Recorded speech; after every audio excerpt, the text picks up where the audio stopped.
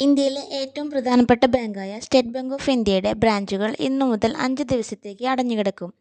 May 23 മുതൽ 27 വരെയാണ് bank പ്രവർത്തിക്കാത്തത്. ഇടപാടുകൾ ചെയ്യാനുള്ളവർ അതിനു മുന്നേ തന്നെ ചെയ്യേണ്ടതാണ്. മെയ് 23 നാലാം ശനി പ്രമാണിച്ച് ബാങ്കിന് അവധിയാണ്. മെയ് 25, 26 തീയതികളിൽ പണിമുടക്കായതിനാൽ ബാങ്ക് അടഞ്ഞുകിടക്കും. SBI എംപ്ലോയീസ് ഫെഡറേഷനാണ് പണിമുടക്കിന് ആഹ്വാനം ചെയ്തത്. മെയ് 27-ന് ബക്രീദ് പ്രമാണിച്ച് ബാങ്കുകൾ അടഞ്ഞുകിടക്കും. ചിലയിടങ്ങളിൽ മെയ് 28-നാണ് ബക്രീദ്. അന്നും ബാങ്ക് അവധിയായിരിക്കും. ഇതോടെ തുടർച്ചയായ 6 ദിവസം വരെയാണ് ബാങ്കുകൾ അടഞ്ഞുകിടക്കാൻ പോകുന്നത്.